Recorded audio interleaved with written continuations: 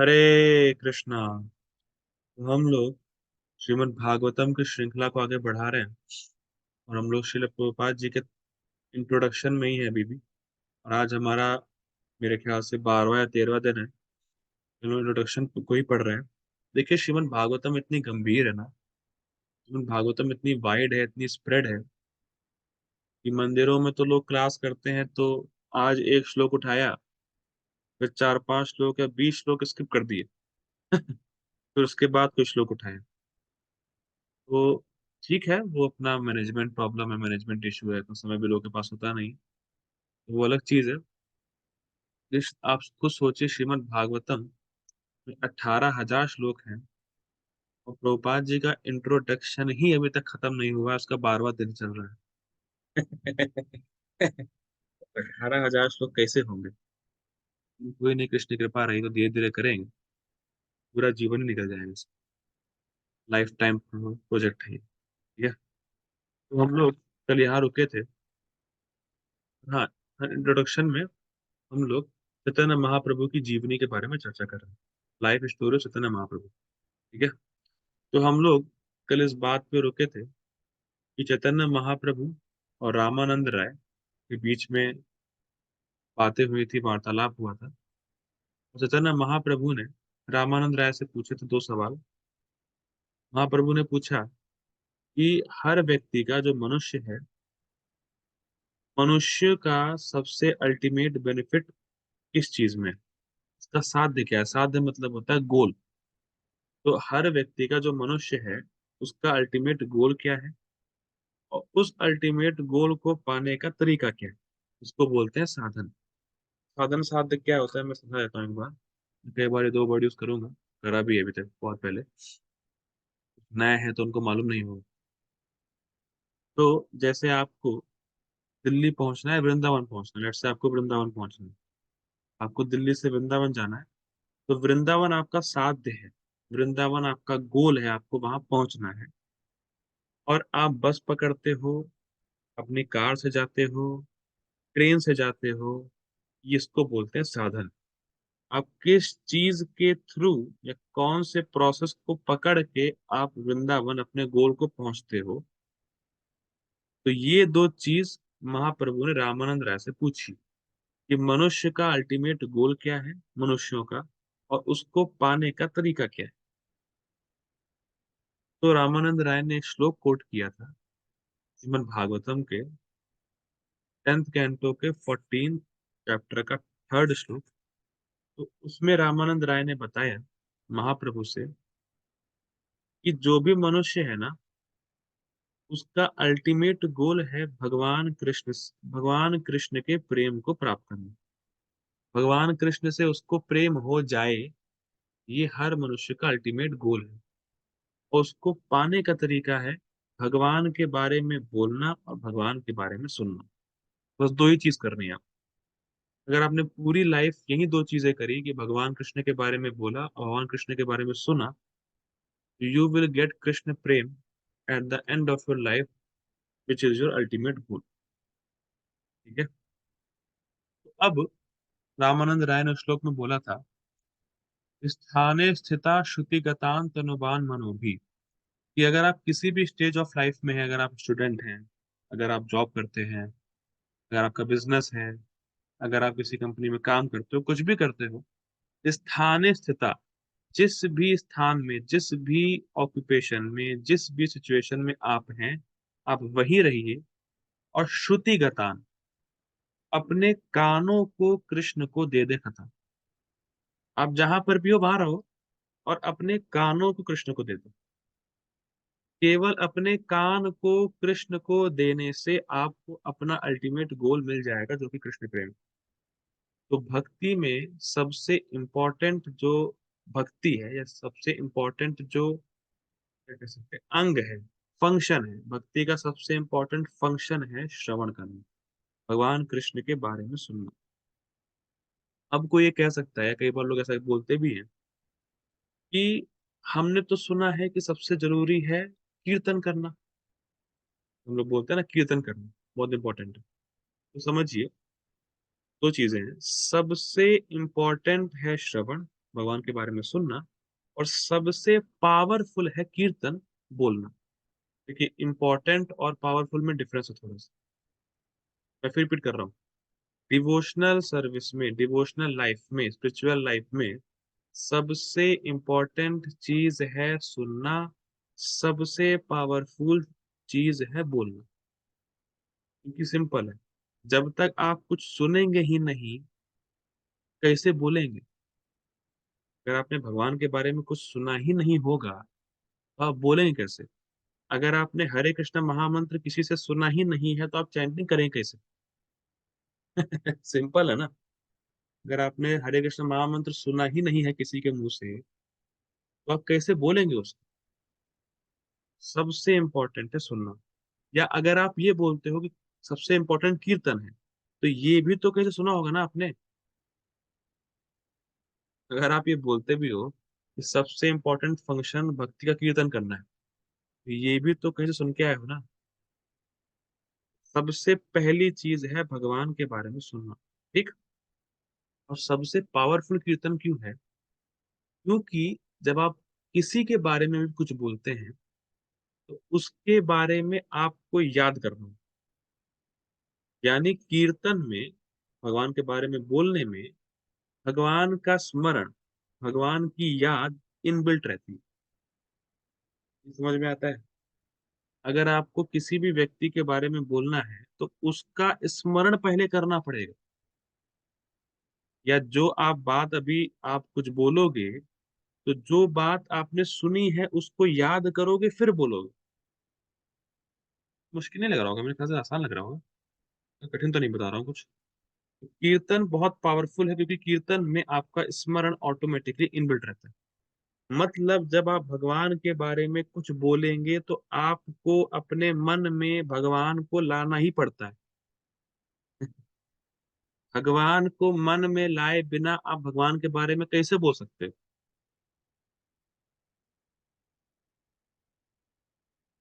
स्पष्ट है।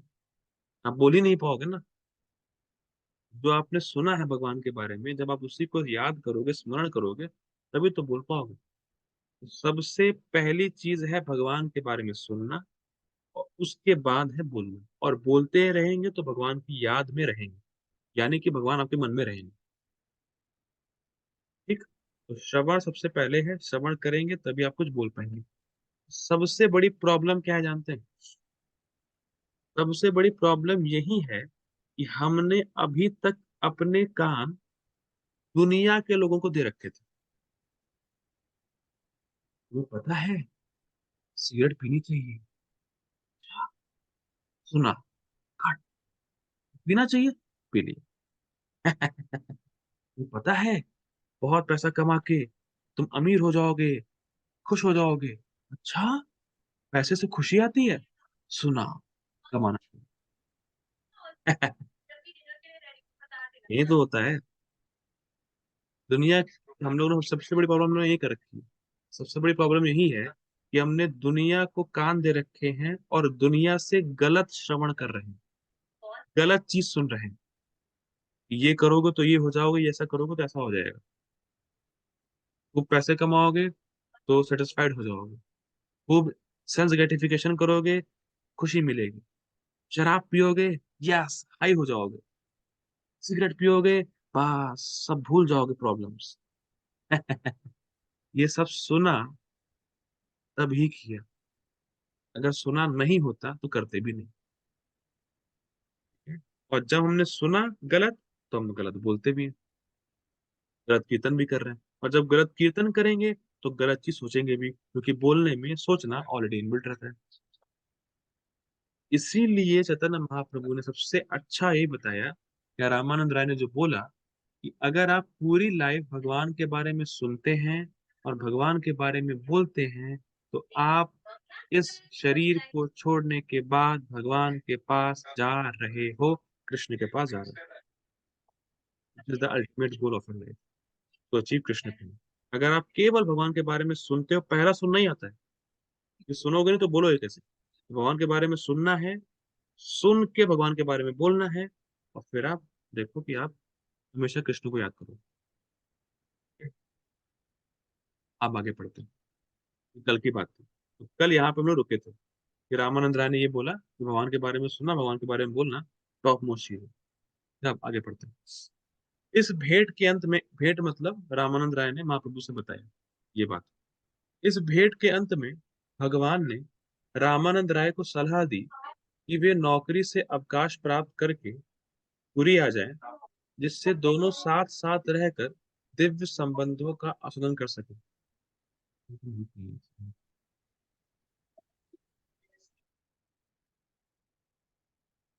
तो मैं बता देता हूँ, जो आपको थोड़ा सा जो को पता नहीं होगा। जो रामानंद राय है ना, तो रामानंद राय मद्रास स्टेट के गवर्नर। यहाँ पे कोई है जो गवर्नर है हमारी मीटिंग में, या कभी गवर्नर रहा है किसी स्टेट का कभी? तो लगता नहीं है। और मुझे पूरा विश्वास है कोई स्टेट का गवर्नर मेरी क्लास सुनेगा भी नहीं। अगर यूट्यूब पे रहेगी भी कोई गवर्नर सुनेगा नहीं, मुझे पता है। इतना सौभाग्यशाली गवर्नर नहीं है। ठीक है। तो बेसिकली पॉइंट क्या है, कोई भी हम में से स्टेट का गवर्नर नहीं है, लेकिन महाप्रभु रामानंद राय से बोल रहे हैं, जो कि मद्रास स्टेट के गवर्नर है, कि आप अपनी नौकरी छोड़िए, जीवन के एंड तक, लाइफ के एंड तक इस पोजीशन पे मत चिपके रहो। महाप्रभु बोल रहे हैं। आजकल के जो पॉलिटिशियंस हैं, बुढ़ापे में तो पीएम बनने का सपना देखते हैं। जबकि महाप्रभु कह रहे हैं भैया बुढ़ापे में कम से कम 50 के बाद ये सब चीजें छोड़ो और पूरी तरह भगवान के श्रवण कीर्तन में लगो। महाप्रभु रामानंद राय से ही बोल रहे हैं कि रामानंद राय, अब आप अपनी नौकरी को छोड़िए और पुरी आइए। और पुरी में महाप्रभु और रामानंद राय साथ में बैठे कृष्ण कथा करेंगे, कथा पे चर्चा करेंगे। तो बेसिकली पॉइंट यही है कि 50 साल के बाद जीवन में केवल कृष्ण के श्रवण कीर्तन में ही अपने आप को बिताना, लगाना है। ये 50 साल तक तो कुछ ज्यादा केयर कर नहीं पाता ना आदमी, उसी में रहता है कि उसको कमाना है, नौकरी करियर शादी वादी ये सब। तो कम से कम 50 साल के बाद तो स्टॉप लगाओ, केवल कृष्ण की भक्ति करो। वहां पर वो यही बता रहे हैं रामानंद राय को कि आप सरकारी जॉब छोड़िए, अपना पोजीशन छोड़िए और पूरी आइए। ठीक है। कुछ काल के बाद रामानंद राय सरकारी नौकरी से मुक्त हो गए, उन्होंने अपना पोस्ट छोड़ दिया। और जब उन्होंने राजा से पेंशन प्राप्त कर ली, तो वे पुरी स्थित अपने निवास स्थान पर लौटे, मतलब पुरी चले गए। ठीक है। जहां पर वे भगवान के सबसे विश्वस्त भक्तों में से एक बने। पुरी में एक अन्य महाशय भी थे, जिनका नाम शिखी महिती था। वे भी रामानंद राय की भांति अत्यंत विश्वास पात्र थे। महाप्रभु में 3 या 4 संगियों के साथ आध्यात्मिक विषयों पर गुह्य बातें किया करते थे, और इस तरह उन्होंने आध्यात्मिक समाधि में 18 वर्ष बिता दिए। तो ये बहुत इंपॉर्टेंट देखिए, सुनिए क्या है। महाप्रभु, चैतन्य महाप्रभु टोटल 48 ईयर्स इस पृथ्वी पे लीला किए थे। ठीक। उस 48 ईयर्स में से 24 साल उन्होंने गृहस्थ आश्रम में बिताए, मतलब बेसिकली 24 साल तक, 24 साल की एज तक वो गृहस्थ आश्रम में रहे। ठीक। और 24 साल के जैसे ही वो खत्म हो गए तो उन्होंने संन्यास ले लिया। मतलब बेसिकली 24 साल में उन्होंने संन्यास ले लिया महाप्रभु ने। और अपने 24 24 तो गृहस्थ रहे, 24 संन्यास रहे, 48 हो गए। अपनी 24 साल के संन्यास में उन्होंने 6 साल केवल ट्रेवलिंग करी। कभी पुरी गए, कभी साउथ इंडिया गए, कभी वृंदावन गए, तो 6 साल ट्रेवलिंग ही करी। अब 6 साल निकाल दीजिए, 24 में से 18 साल बचे, तो 18 साल वो केवल पुरी में रहे महाप्रभु। 18 साल केवल महाप्रभु पुरी में ही रहे और आध्यात्मिक समाधि में रहे। इसका मतलब क्या है, ये क्यों बोल रहे हैं? क्योंकि देखिए, 18 साल तक महाप्रभु पुरी में थे, जगन्नाथपुरी में। और महाप्रभु पुरी से बाहर कहीं जाते ही नहीं थे। और ये इंटरेस्टिंग है कि हर साल 4 महीने के लिए सारे जितने भी गृहस्थ भक्त होते थे, वो महाप्रभु से मिलने पुरी आते थे। पता नहीं कौन सी जॉब करते थे वो लोग, इसलिए कि 4 महीने की छुट्टी लेके आते थे वो लोग, पता नहीं। इन 4 महीने की छुट्टी लेके सारे गृहस्थ आते थे महाप्रभु से मिलने के लिए। और जब महाप्रभु से मिलने आते थे गृहस्थ भक्त, तो रोज संकीर्तन, रोज नाचना, जैसे संडे फीस्ट होता है ना, संडे फीस्ट होता है टेम्पल में, तो रोज संडे फीस्ट होता था वहां पे महाप्रभु के समय। रोज कीर्तन होगा, रोज प्रसाद बटेगा, रोज होगा, सब कुछ आनंद था। लेकिन रात में महाप्रभु रामानंद राय से और जितने भी क्लोज डिवोटी थे उनके, महाप्रभु के, उनसे वो आध्यात्मिक विषयों के टॉप मोस्ट चीजों पर चर्चा करते थे। मतलब जो कि बहुत ही गुह्य बात होती थी, मतलब सीक्रेट होती थी। और बहुत बड़ा बताते हैं यहाँ पे, प्रपात जी कहते हैं कि राधा कृष्ण की लीला जो है ना, जैसे कई बार होता है, डिवोटी में तो खास करके होता है, अब इस्कॉन डिवोटी बन जाओगे, वृंदावन में रहोगे, तो कई बार लोग आपके पास आएंगे, कहते हैं प्लीज कभी राधा कृष्ण की लीला बताइए ना। देखिए राधा कृष्ण की लीला ना इतनी ज्यादा ट्रांसडेंटल है, इतनी दिव्य है, इतनी टॉप मोस्ट है, कि राधा कृष्ण की लीला को कभी भी नॉर्मल पब्लिक के सामने बताना ही नहीं चाहिए। होता क्या है ना, अगर आप राधा कृष्ण की लीला को बताते हो किसी के सामने, तो वो अपनी मटेरियल लाइफ से राधा कृष्ण की पास टाइम्स को जोड़ लेता है, और वो सोचता है मैं ही तो कृष्ण हूँ और मेरी गर्लफ्रेंड राधा है। यहाँ चक्कर आता है। इसीलिए ना महाप्रभु भी राधा कृष्ण की लीला को नॉर्मल लोगों के सामने चर्चा नहीं करते थे। जो जो चार पांच लोगों के नाम बताए यहाँ पे, रामानंद राय, शिखी माहिती और स्वरूप दामोदर, जो चार पांच लोग थे महाप्रभु के, वही चार पांच लोगों के ग्रुप में राधा कृष्ण की पास टाइम्स या और जो उच्च पद की जो पास टाइम्स है, उस पर चर्चा होती थी। तो इसीलिए राधा कृष्ण की लीला कभी भी पब्लिक में शेयर नहीं करना चाहिए, और राधा कृष्ण की लीला को बोलने का और उनके लीलाओं के दिव्य आनंद को अनुभव करने का लेवल भी बहुत अलग होता है। हर किसी के बस की बात नहीं होती। लेकिन जो अनाड़ी होते हैं, वो सोचते हैं, "अरे सब तो सब सब चीपली ले लेते हैं वो।" पर चीप है नहीं। क्या? इसी संबंध में महाप्रभु के एक पार्षद हुए, गदाधर पंडित। तो वो करते क्या थे, गदाधर पंडित जो है श्रीमद् भागवतम पढ़ते थे, और इतने भाव में श्रीमद् भागवतम पढ़ते थे गदाधर पंडित, कि उनके आंसुओं से पूरी भागवतम गीली हो जाती थी। मतलब इतने आंसू बहते थे गदाधर पंडित के भागवतम पढ़ते समय। और भागवतम पढ़ते थे गदाधर पंडित, और महाप्रभु सुनते थे। और महाप्रभु ने ध्रुव महाराज का प्रसंग 108 बार एक ही दिन कंटिन्यूस सुना। Can you imagine? Dhruv Maharaj, अब कैसे समझाऊं मैं। कैंटो 4 है ध्रुव महाराज के बारे में, और बहुत बड़े बड़े श्लोक हैं, बहुत लंबा लंबा चैप्टर है। 108 बार महाप्रभु ने सुनी ध्रुव महाराज की स्टोरी। हम तो एक बार सुन लेते हैं तो लगता है हाँ हाँ मुझे पता है, बस हो गया। लेकिन महाप्रभु ने 108 बार सुनी। प्रहलाद महाराज की स्टोरी 108 बार सुनी। क्यों सुनते थे? क्योंकि हर बार एक नया आनंद मिलता था। ऐसा नहीं कि बोर हो रहे थे हमारी तरह, बोर नहीं होते, वो सुन के उनको और आनंद आता है। तो इसी प्रकार से महाप्रभु हमेशा समाधिस्थ रहे, हमेशा कृष्ण में एब्जॉर्ब रहे 18 साल, हमेशा कृष्ण भावना अमृत में लगे रहे। यहाँ पे ही बोला जा रहा है, क्योंकि महाप्रभु 18 साल पूरा कृष्ण में एब्जॉर्ब थे। कैन यू इमेजिन, कृष्ण में पूरा एब्जॉर्ब। हमें कभी कभी हरिनाम जप करने में हल्का टेस्ट मिलता है, लगता है वाह कितने हल्के हो गए, मजा ही आ गया, क्या आनंद है।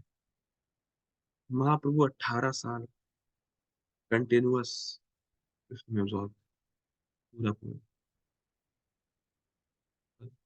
जबरदस्त बात है, कैनॉट इमेजिन। आगे पढ़ता हूँ।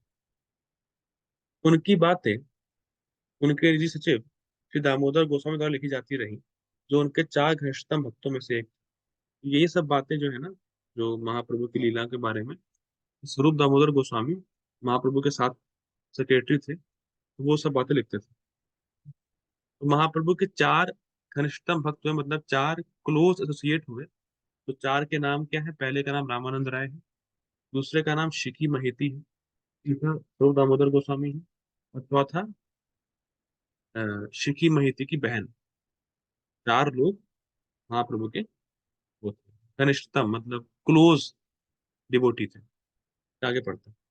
महाप्रभु ने भारत के सारे दक्षिण भाग की विस्तृत यात्रा की, महाराष्ट्र के महान संत तुकाराम को भी महाप्रभु ने दीक्षा दी। तो तुकाराम महाराज के बारे में सब जानते हैं। विठ्ठला माऊली जगाची। तो ऐसे एक और भजन उनका, पांडुरंग ध्यानी, पांडुरंग ध्यानी। पांडुरंगा का ध्यान कर रहा हूँ, तुकाराम महाराज कहते हैं। तुकाराम महाराज को भी महाप्रभु ने दीक्षा दी थी।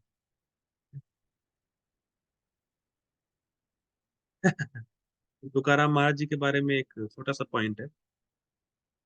तुकाराम महाराज जी को ना भगवान कृष्ण का या भगवान विष्णु का जो कैरियर है ना, गरुड़देव, गरुड़देव सुना होगा, गरुड़देव भगवान विष्णु का कैरियर है।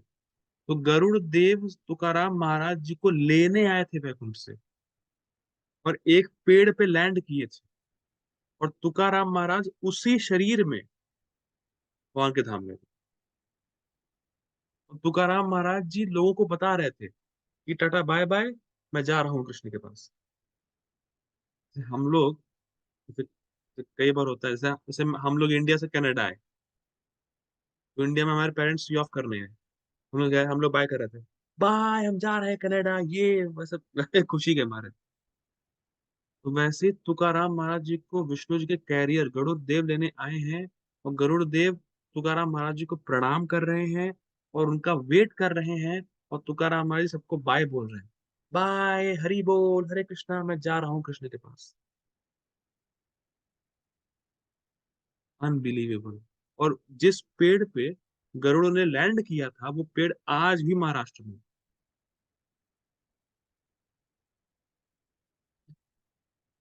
और तुकाराम मतलब तुकाराम महाराज की वाइफ को मालूम चला कि तुकाराम महाराज जी कृष्ण के पास जा रहे हैं, तो वाइफ को फर्क ही नहीं पड़ा, कहा ठीक है वापस आ जाएंगे। तो तुकाराम महाराज की वाइफ गई नहीं। ये फर्क है। अगर वाइफ डिवोटी नहीं है ना, प्रॉब्लम होती है। अभी चला जाएगा भगवान कृष्ण के पास, वाइफ कहेगी हाँ जाने दो, क्या ही फर्क पड़ रहा है यहीं पे। ऐसा नहीं होता। तुकाराम महाराज जी भगवान कृष्ण के पास गए थे। थोड़ा सा विचार करिए, कृष्ण के पास जा रहा हूँ, हरि बोल। तो कल को मान लीजिए मंदिर में कोई अनाउंसमेंट करे कि हरे कृष्णा प्रभु एंड माताओं, ये प्रभु जी कृष्ण के पास कल जा रहे हैं, रियली में कृष्ण के पास जा रहे हैं, सोच नहीं रहे, जा ही रहे हैं कृष्ण के पास। क्या, आगे बढ़ते हैं। संत तुकाराम ने संत तुकाराम ने महापुरुष दीक्षा ग्रहण करने के बाद संपूर्ण महाराष्ट्र प्रदेश को संकीर्तन आंदोलन से अप्लावित कर दिया, मतलब भर दिया, जिसका दिव्य प्रभाव आज भी महान भारतीय पराया द्वीप के दक्षिण पश्चिम भाग में चालू है। मतलब तुकाराम महाराज जी का आज भी प्रभाव देखने को मिलता है। आगे बढ़ते हैं। महाप्रभु ने दक्षिण भारत से दो अत्यंत महत्वपूर्ण प्राचीन ग्रंथ खोज निकाली। ये हैं ब्रह्म संहिता तथा कृष्ण करणामृत। ये दोनों ग्रंथ भक्ति मार्ग के हर व्यक्ति के लिए प्रामाणिक है। महाप्रभु दक्षिण भारत का भ्रमण करने के बाद पुनः पुरी लौट आए। ठीक है, हमारे पास 8 मिनट है, तो समराइज करता हूँ। देखिए, प्रभुपाद जी ने इसको बहुत समराइज कर दिया है, लेकिन मैं दो लीलाएं बताऊंगा महाप्रभु की, दक्षिण भारत की। देखिए, एक तो लीला ये है कि जब महाप्रभु दक्षिण भारत जा रहे थे, मतलब साउथ इंडिया में ट्रेवलिंग कर रहे थे, तो उनको एक ब्राह्मण मिला।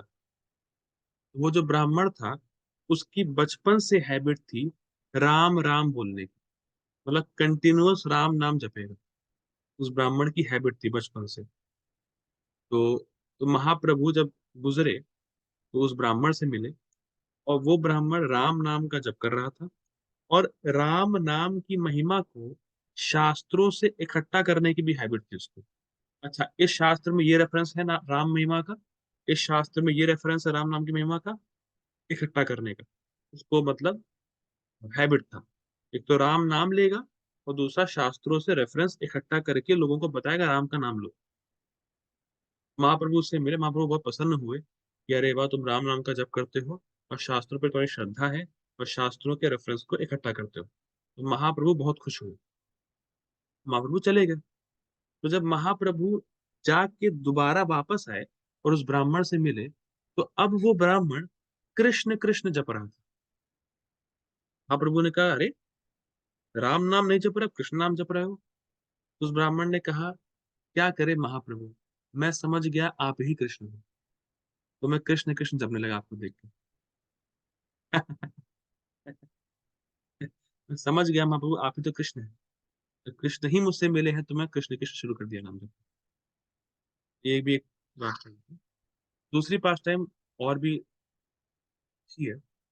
तो एक भक्त हुए जिनका नाम है वासुदेव विप्र।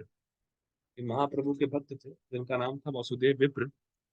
तो वासुदेव विप्र को कोढ़ की बीमारी थी। अब कोढ़ क्या समझाऊं मैं, मतलब कोढ़ एक बीमारी होती है जिसमें आपके जो शरीर का जो मांस है ना, मांस वो गलने लगता है, मतलब सड़ जाता है शरीर आपका, बेसिकली ऐसा। तो वासुदेव विप्र को ये बीमारी थी और उसका पूरे शरीर सड़ चुका था और उसके शरीर पे कीड़े पड़ चुके थे, मतलब कीड़े घूमते थे शरीर पे उसके, तो पूरे शरीर पे कीड़े घूमेंगे। तो वासुदेव विप्र इतने भक्ति में बढ़े चढ़े थे कि उनको शरीर में क्या हो रहा है कोई फर्क ही नहीं गिरता था। जैसे अगर मेरा एक कुर्ता फट जाए तो क्या ही फर्क पड़ रहा है, मुझे तो कुछ हुआ नहीं ना, उस कुर्ते को हुआ है। तो वैसी चेतना थी उनकी। तो उनके शरीर पे पूरे कीड़े पड़ चुके थे और जब कोई कीड़ा गिरता था उसके शरीर से, तो वो कीड़े को उठा के फिर शरीर पर रख देते थे। कहते थे कम से कम कीड़े के तो काम आए मेरा शरीर, मेरा शरीर तो मेरे ही काम नहीं आए, तो कम से कम कीड़े के काम आए। तो कीड़ा गिरेगा तो कीड़े को उठा के फिर रख देंगे शरीर के ऊपर। अब उनको मालूम चला कि चैतन्य महाप्रभु जस्ट नजदीक ही पास में आए हुए हैं। तो वासुदेव विप्र को जब ये न्यूज मिली, वो भागे महाप्रभु की तरफ। जब महाप्रभु की तरफ भागे तो मालूम चला कि महाप्रभु जा चुके हैं, महाप्रभु अब नहीं है। तो जैसे आपको मालूम चले, मान लीजिए कि 4:30 बजे मंगल आरती में कृष्ण आने वाले हैं और आप उठ नहीं पाए, इतना अफसोस होगा। जबकि वास्तव में देखा जाए तो कृष्ण ही वहां है, 4:30 बजे कृष्ण होते हैं। ऐसा नहीं कृष्ण आएंगे, कृष्ण है वहां। और ये हमारा अभी इतना हमारा हृदय शुद्ध नहीं हुआ, हमारा चेतना इतनी शुद्ध नहीं कि हम कृष्ण को ऐसा परसीव कर सके कि कृष्ण ही खड़े। हमें शास्त्र की दृष्टि से समझना पड़ेगा कि वो कृष्ण ही है। प्रतिमा नहीं, तुम्ही साक्षात ब्रजेंद्र नंदन। आप प्रतिमा नहीं हो, आप आइडल नहीं हो, आप कृष्ण ही हो। क्या ऐसा, लेकिन फिर भी चलिए ठीक है। तो महाप्रभु वहां नहीं थे, जा चुके थे। तो वो फिर जब पहुंचे वहां तो उनको बहुत रोना आया, उनको बहुत अफसोस हुआ कि अरे मैं महाप्रभु से दोबारा मिल पाऊंगा नहीं मिल पाऊंगा, क्या होगा, मेरा जीवन व्यर्थ हो गया, मतलब रोने लगे, पूरा पूरा उसमें आ गए, दास हो गए पूरे। तो जैसे ही वो रोना शुरू किए और जैसे ही वो बहुत दुखी हो गए, तो महाप्रभु दोबारा प्रकट हुए उनके सामने। और जैसे ही महाप्रभु आए, तुरंत ही वासुदेव प्रभु गले लगा लिए। अब देखिए, उनका शरीर पूरा सड़ा हुआ है, कीड़े रेंग रहे हैं, फिर भी महाप्रभु ने तुरंत गले लगा लिया उसको। इससे क्या मालूम चलता है, इससे मालूम ही चलता है कृष्ण आपका शरीर से कृष्ण को कोई लेना देना है ही नहीं। आप कितना मेकअप करके मंदिर में आते हो, कितना नॉर्मल आते हो, कृष्ण को कोई फर्क नहीं पड़ता शरीर से। कभी कभी हमें लगता है अच्छे कपड़े पहन के जाएंगे, मेकअप करके जाएंगे, अच्छा बन के जाएंगे, कृष्ण प्रसन्न होंगे। अंदर हृदय काला है, हृदय में गंध है, बुरी हैबिट से घिरे पड़े हैं, शराब नशा ये सब कर रहे हैं। पर नहीं नहीं नहीं, शरीर चमका के जाएंगे, अच्छे कपड़े पहन के जाएंगे, कृष्ण प्रसन्न होंगे। कृष्ण को कपड़ों से, शरीर से कोई फर्क गिरता ही नहीं। कृष्ण को फर्क ही गिरता है कि आप कितना निस्वार्थ भाव से, सेल्फलेसली कृष्ण की सेवा करना चाहते हो, कितना आप कृष्ण को चाहते हो। कृष्ण को ही फर्क पड़ता है। तो महाप्रभु आए, गले लगा लिया वासुदेव विप्र को, और जैसे ही गले लगाया, तुरंत उनका शरीर देवताओं के शरीर जैसा सुंदर हो गया, तुरंत हो गया। अब क्या हुआ, जैसे ही ये शरीर उनको एक नया शरीर मिला, या मान लीजिए देवताओं का शरीर मिला वासुदेव विप्र को, तो वासुदेव विप्र रोने लगे। देखिए ये भी उल्टा है। अच्छा श्रेय मिला, फिर भी रो रहे हैं। तो महाप्रभु ने कहा क्यों रो रहे हो, अब क्या रो रहे हो, अब क्या दिक्कत है? तो वासुदेव विप्र ने कहा कि अब मुझे इतना अच्छा शरीर मिल गया है, तो हो सकता है मुझ में अहंकार आ जाए कि मैं कितना सुंदर हूँ। तो महाप्रभु सिंपल बोलते हैं वासुदेव विप्र को। महाप्रभु कहते हैं, जब तक तुम हरे कृष्णा कृष्णा कृष्णा हरे हरे, हरे राम राम राम हरे हरे, जब तक तुम हरि नाम लेते रहोगे, अहंकार तुम्हें टच नहीं कर सकता, कभी अहंकार टच नहीं करेगा। तो देखिए भक्त भी कितने अजीब होते हैं। खराब शरीर है तो शिकायत नहीं कर रहे हैं, अच्छा शरीर मिला तो शिकायत कर रहे हैं। फर्क है, बहुत बड़ा फर्क है। महाप्रभु भाव देखते हैं। तो जब हमारा टाइम ओवर हो गया मुझे लगता है, तो मैं ऐसा करता हूँ, इसका आगे से कल कंटिन्यू करेंगे। तब तक के लिए श्रील प्रभुपाद की जय, चैतन्य महाप्रभु की जय, श्री भागवतम की जय, हरि बोल।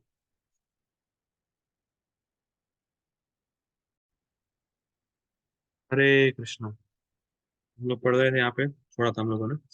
महाप्रभु ने दक्षिण भारत से दो अत्यंत महत्वपूर्ण प्राचीन प्राचीन ग्रंथ खोज निकाले।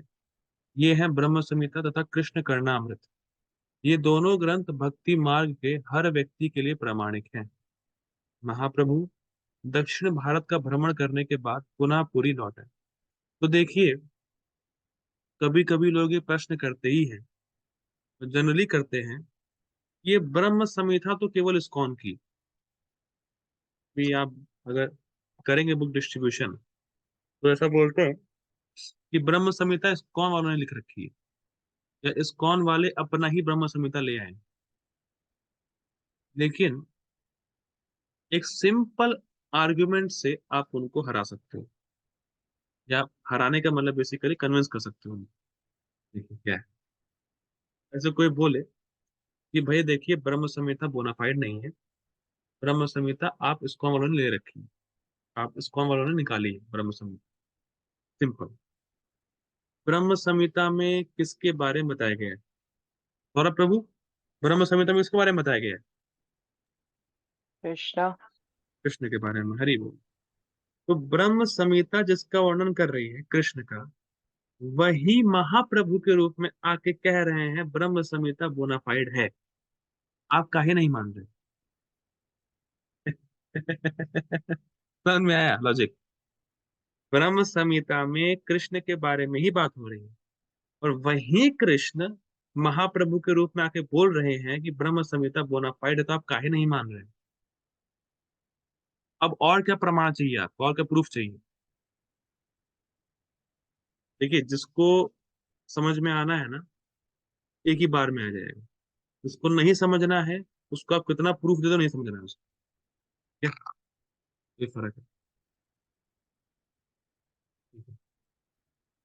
महाप्रभु का पुरी में वापस आना, हरि बोल। तो हम लोग महाप्रभु को पुरी लेके आते हैं दोबारा।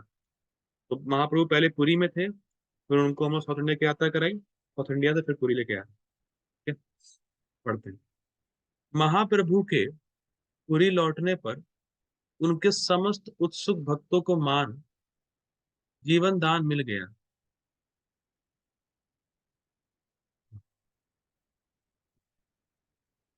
देखिए, कभी आपने किसी से बहुत प्रेम किया है? हरि बोल सौरभ प्रभु, कभी किसी से आपने प्रेम किया है? यस प्रभु। ये ऐसी बात है, क्योंकि ना कठोर नहीं बनना। तो देखिए जैसे let simple example, simple scene create करते हैं। जैसे मान लीजिए कोई ए पर्सन किसी बी पर्सन से बहुत प्रेम करता है, ठीक है, और बी पर्सन कहीं चला गया है, और ए पर्सन उसका वेट कर रहा है। वो जानता है कि बस उसका ये समय है आने का, पर वो वेट कर रहा है, वेट कर रहा है, वेट कर रहा है। अब समझ रहे हैं कितना उसको ज्यादा अंदर से वो होगा कि कब आएगा, कब आएगा, कब आएगा। ऐसा कभी हुआ है आप लोगों के साथ? कभी प्रभु हुआ है आपके साथ सौरभ प्रभु? कोई जिससे आप प्रेम करते हो, बस वो आने वाला हो या उसका वेट कर रहे हो? यस प्रभु। कितना वो रहता है ना अंदर से, कब आएगा, कब, जल्दी आए जल्दी आए जल्दी आए, ऐसा फीलिंग आती है। बस एक बार जल्दी दर्शन हो जाए, एक बार उसको एक बार देख ले उसको, फीलिंग आती है। तो जब हुआ क्या था, महाप्रभु पुरी में थे, और पुरी के बाद महाप्रभु दक्षिण भारत गए, साउथ इंडिया गए थे। तो हुआ क्या था कि जब महाप्रभु साउथ इंडिया गए थे, तो पुरी में किसी भक्तों को बिना बताए चले गए थे। तो बहुत से लोग अनजान रह गए कि महाप्रभु साउथ इंडिया गए हैं। लेकिन अब महाप्रभु साउथ इंडिया से आ रहे हैं, तो सोचिए जो भक्त महाप्रभु का वेट कर रहे हैं, जो भक्त कृष्ण का वेट कर रहे हैं, कितने पागल होंगे, कब कृष्ण आए, कब कृष्ण आए, कब कृष्ण आए। बस वही आप बात लिखिए कि जैसे ही महाप्रभु पुरी में एंटर किए, तो जैसे मानो कि लोगों की जान में जान आ गई। कभी होता है कि मान लीजिए कोई, जिससे आप बहुत प्रेम करते हो, और उसकी न्यूज बहुत दिनों तक ना मिले, तो आपकी जो सांस अटक जाती है, अरे यार क्या होगा, क्यों नहीं मिली, क्या हो गया, क्या हो गया, क्यों खबर नहीं आ रही, क्यों बात नहीं हो रही, कैसा है, कैसा ये वो। और जैसे ही उसकी न्यूज सुनने को मिलती है, या जैसे उसे खबर आती है, हाँ चलो कम से कम ठीक है।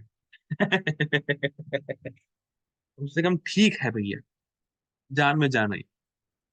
वैसे ही महाप्रभु जो है पुरी आए, तो जो भक्त महाप्रभु का वेट कर रहे थे, तो उनको जीवन दान मिल गया, मतलब उनकी लाइफ वापस आ गई, महाप्रभु आ गए। कि हम इसको बस खाली बोल ही सकते हैं, लेकिन क्योंकि कृष्ण ज्यादा प्रेम को करता नहीं है, और कृष्ण से ज्यादा प्रेम हम किसी को कर नहीं सकते। इस संसार में लोग किसी को कह सकते हो कि हाँ हम तुमसे बहुत प्रेम करते हैं, पर जितना प्रेम हम कृष्ण से करते हैं, उतना प्रेम हम किसी से कर ही नहीं सकते। है ही नहीं, वो चीज ही नहीं है। ये फैक्ट है। महाप्रभु जब पुरी आए, तो उनके भक्तों को बड़ा आनंद मिला। ठीक है। वहां अपनी दिव्य अनुभूति लीलाएं करते रहे, मतलब महाप्रभु ने फिर लीलाएं करी अलग अलग। इस अवधि की सबसे महत्वपूर्ण घटना थी महाप्रभु द्वारा राजा प्रताप रुद्र को आकर मिलने की अनुमति देना। तो ये क्या देखी चीज है, महाप्रभु जब पुरी है, तो 18 साल पुरी में रहे, हम लोग पढ़ चुके हैं। 18 साल में महाप्रभु ने अनेक अनेक लीलाएं करी, अलग अलग पास टाइम्स करी। उसमें से एक पास टाइम बहुत फोकस्ड और बहुत मेन है, कि महाप्रभु राजा प्रताप रुद्र से मिले। ये राजा प्रताप रुद्र कौन है? ये राजा प्रताप रुद्र उड़ीसा के राजा है। अगर आप जगन्नाथपुरी जाएंगे, तो अभी भी वहां एक राजा है। ठीक है। तो जगन्नाथपुरी के एक राजा थे, राजा प्रताप रुद्र, उनसे महाप्रभु मिले थे। ये पास टाइम बहुत फेमस है महाप्रभु की पुरी में। ठीक है। इससे पहले आगे बढ़े, मुझे एक बात याद आई अभी। गोलोक में, मतलब भगवान कृष्ण के धाम में, गोलोक वृंदावन में, से मान के चलिए, लेट्स से फॉर एग्जाम्पल, ये पेड़ है। ठीक है, ये पेड़ है, जैसे कैसे कहते हैं, ये पेड़ है। ठीक है। तो गोलोक वृंदावन में से पेड़ है, और कृष्ण चलते हुए जा रहे हैं ऐसे। ठीक है। तो दिखा रहा हूं ना, ये पेड़ है, और कृष्ण चलते हुए जा रहे हैं।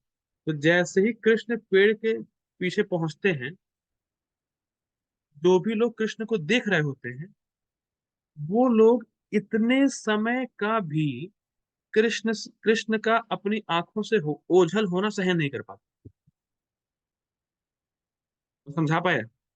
एक पेड़ है और कृष्ण पीछे चले गए, मतलब वॉक कर रहे हैं, और कुछ समय के लिए पीछे गए, उतने समय का भी कृष्ण को ना देखना लोगों को सहन नहीं होता गोलोक वृंदावन में।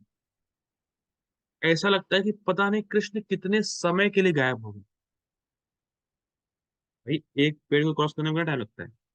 मुश्किल से 2 सेकंड, 3 सेकंड। इतने समय के लिए भी लोग कृष्ण को अपनी आंखों से ओझल हुआ देख नहीं सकते।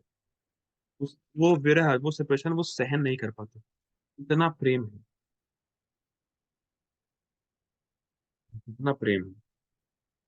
और यहाँ महाप्रभु 6 साल के लिए गायब थे पूरी से। Can you imagine? 6 साल के लिए। ठीक है। आगे पढ़ते हैं फिलहाल, वरना चला आऊंगा मैं, स्टेशन में चला जाऊंगा। आगे पढ़ते हैं। ठीक है। राजा प्रताप रुद्र मैंने बता दिया। ये आगे पढ़ते हैं पहले। राजा प्रताप रुद्र भगवान के महान भक्त थे। वे अपनी गणना भगवान के उन भक्तों में करते थे जिनका काम मंदिर की साफ सफाई करना था, और राजा का यह विनयशील स्वभाव चैतन्य महाप्रभु को बहुत भागे। आप समझिए क्या पॉइंट है, क्या बात हो रही है।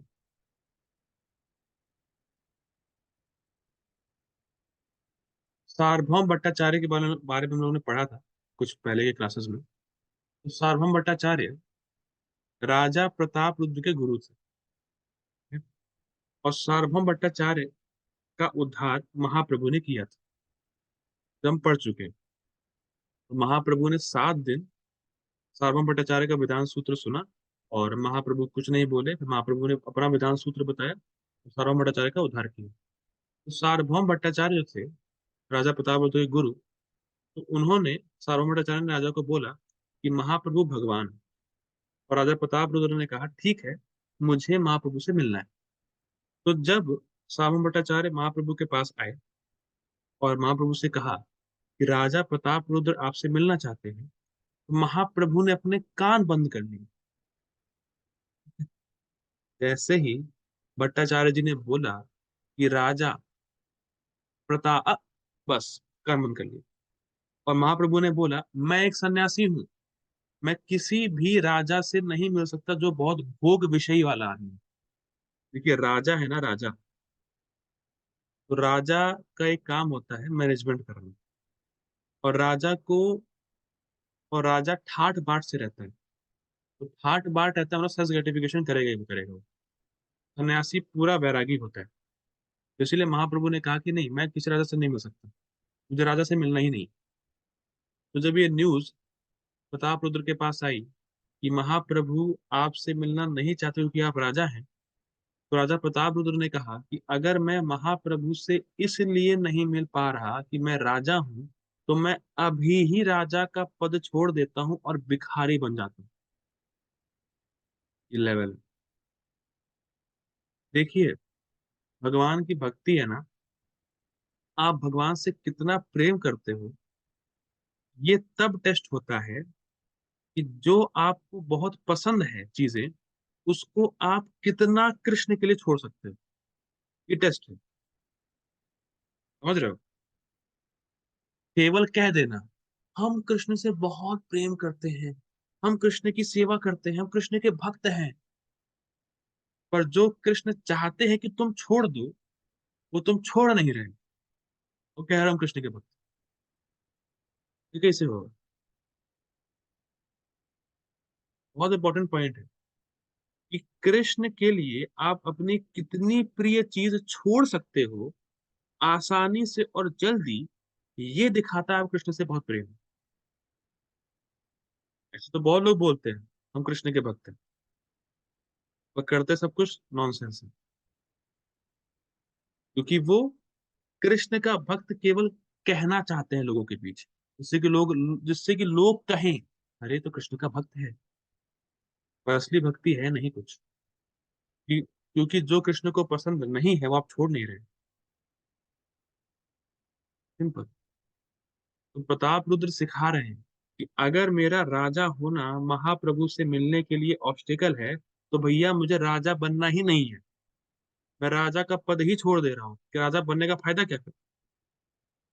मैं एक एक शब्द बोलते हैं वो, मैं कर्ण छेद भिखारी बनूंगा। कुछ तो पता नहीं उड़ीसा में होता होगा, कर्ण छेद भिखारी, तो मैं वो बनने को तैयार हूं। जब महाप्रभु ने ये बात सुनी, और जब महाप्रभु ने देखा कि पूरी रथ यात्रा के समय में राजा जो है झाड़ू मार रहा है, तो महाप्रभु को लगा कि अच्छा हाँ, ये राजा वाकई में नम्र है, मुझे इससे मिलना चाहिए। तब महाप्रभु प्रसन्न होते हैं और मिलते हैं।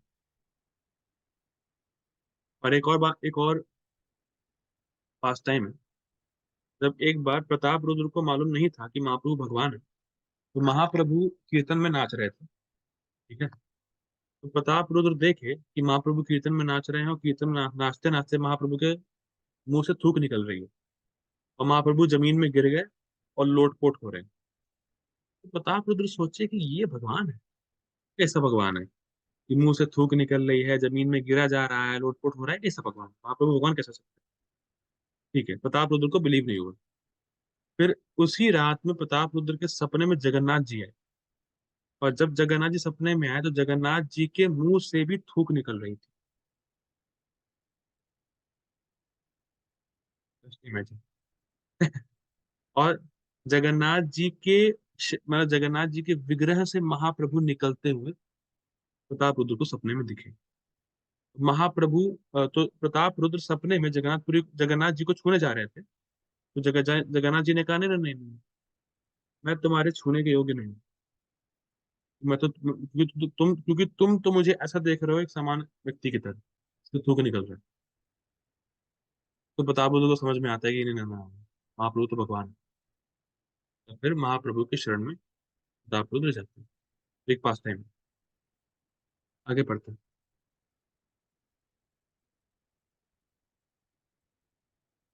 हाँ, ठीक है, ये तो राजा ने भट्टाचार्य तथा राय दोनों से अनुरोध किया कि वे महाप्रभु से उनकी भेंट कराने की व्यवस्था करें।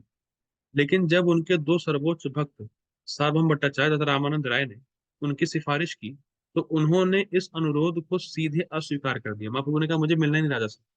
ठीक। महाप्रभु का कहना था कि सन्यासी के लिए सांसारिक अर्थ प्रिय पुरुषों तथा स्त्रियों के घनिष्ठ संपर्क में आना खतरनाक है। महाप्रभु ने बोला कि सन्यासियों को कभी भी अमीर लोगों से और स्त्रियों से नहीं मिलना चाहिए। मिलना मतलब बेसिकली संबंध नहीं बनाना चाहिए सन्यासी को, महाप्रभु ने बोला। महाप्रभु एक और लेकिन इंटरेस्टिंग बात यह है, आज के समाज में ढोंगी लोग कपड़े पहनेंगे साधुओं का, सन्यासियों का, और बाहर ऐसे निकल जाएंगे कि बहुत बड़े साधु हैं, बहुत बड़े संत हैं। लेकिन अगर उनकी हिस्ट्री छानेंगे तो बस स्त्रियों का संग ही करते रहते हैं। और कुछ लोग तो जेल में पड़े हुए हैं, गलत फैक्टर। साफ साफ स्पष्ट है, महाप्रभु सिखा रहे हैं कि सन्यासी को कभी भी, जो बहुत पैसे के पीछे भागता हो ऐसे व्यक्ति से, और जो स्त्रियां हैं उनसे थोड़ा दूर रहना चाहिए। महाप्रभु एक आदर्श सन्यासी थे। कोई भी स्त्री उन्हें नमस्कार करने के लिए भी उनके पास नहीं जा सकती थी। स्त्रियों को महाप्रभु के आसन से बहुत दूर स्थान दिया तथा आदर्श शिक्षक तथा आचार्य के रूप में वे सन्यासी के दैनिक कर्म के प्रति अत्यंत कठोर थे। तो बेसिकली पॉइंट क्या समझने वाला है यहाँ पे, कुछ जनरली बातें हैं। अब कोई ये क्वेश्चन कर सकता है कि महाप्रभु तो स्त्रियों से दूर रह रहे थे, तो इसका मतलब ये तो नहीं कि महाप्रभु स्त्रियों से घृणा करते थे, या महाप्रभु स्त्रियों पे कृपा ही नहीं करते थे।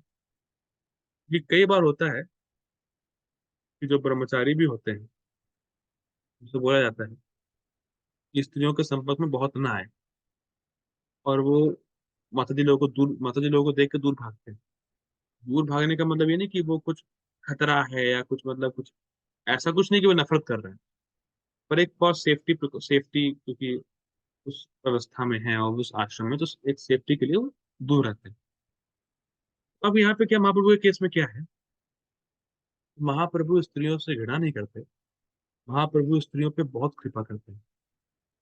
इसमें एक लीला है, मैं इसको बोल के रुक जाऊंगा क्योंकि फिर टाइम बहुत हो रहा है। देखिए, महाप्रभु के एक भक्त थे राघव पंडित, और राघव पंडित की बहन थी दमयंती।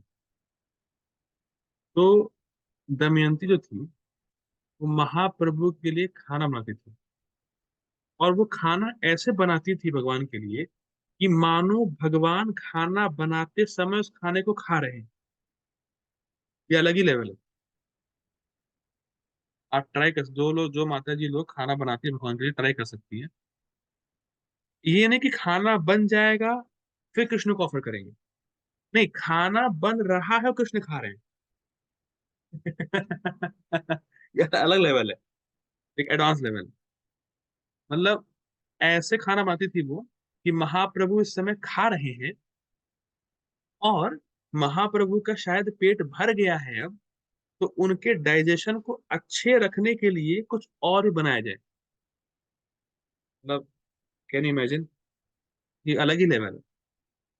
खाना बन रहा है तो चेतना या कॉन्शियसनेस ऐसी है कि महाप्रभु खा रहे हैं, खा लिए, पेट भर गया, अब उनका डाइजेशन अच्छा हो तो इसके लिए कुछ और भी देना है हमें।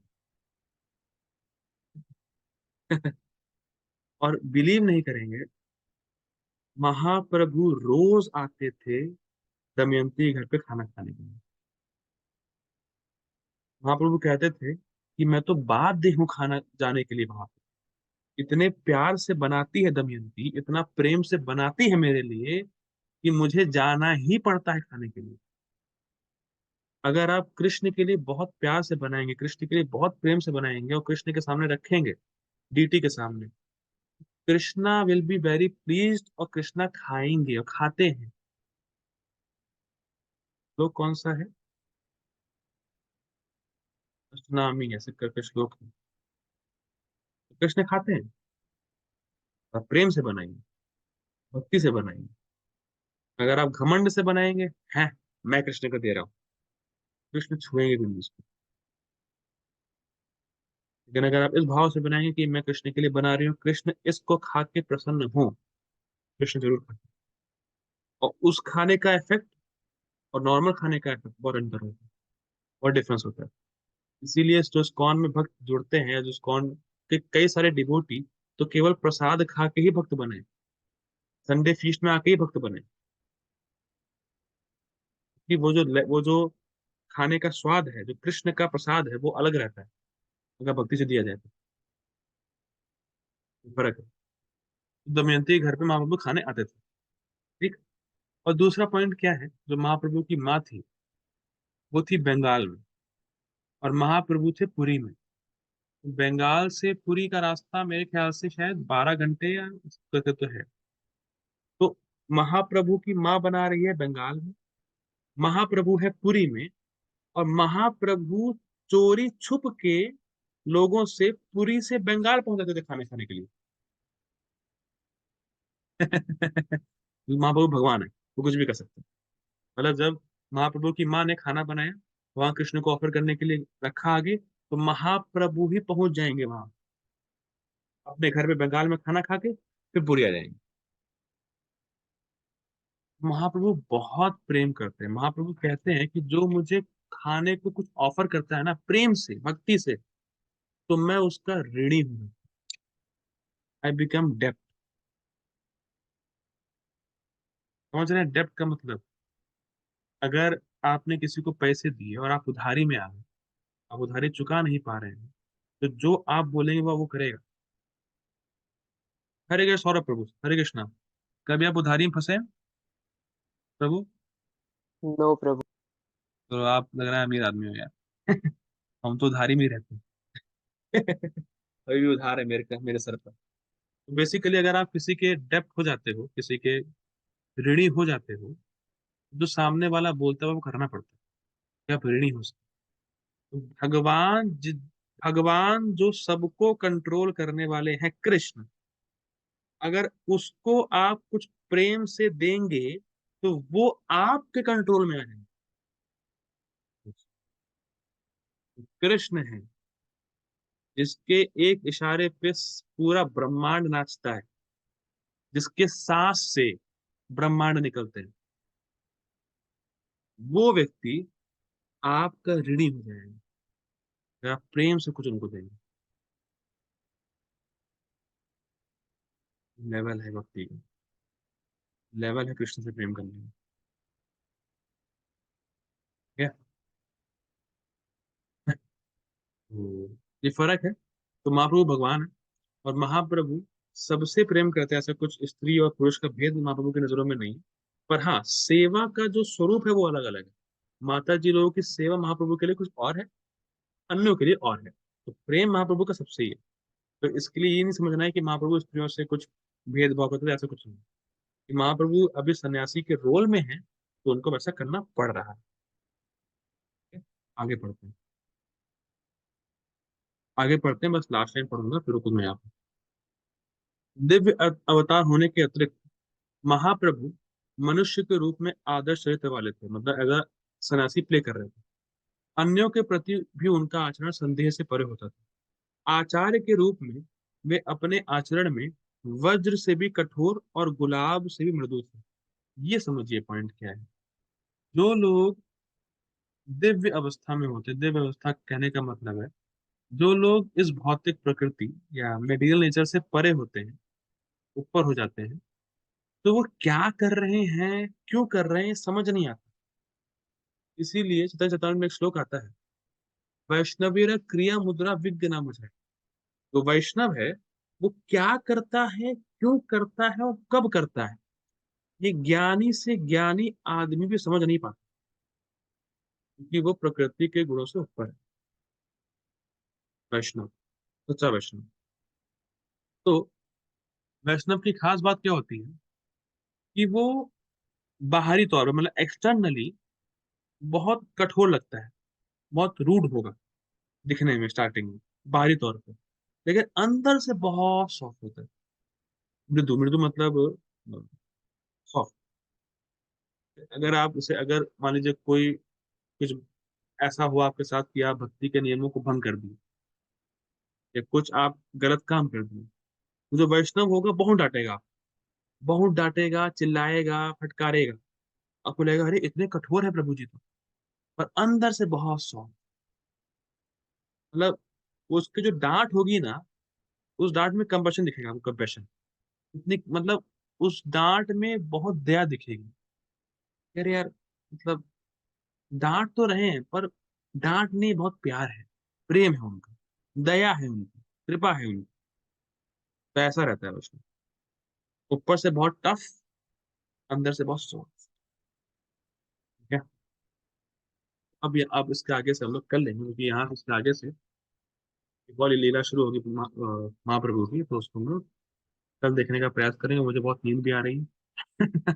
मेरी आंखें बहुत बार बंद हो रही है। ठीक है। श्रील प्रभुपाद की जय, महाप्रभु की जय, श्रीमद् भागवतम की जय। हरे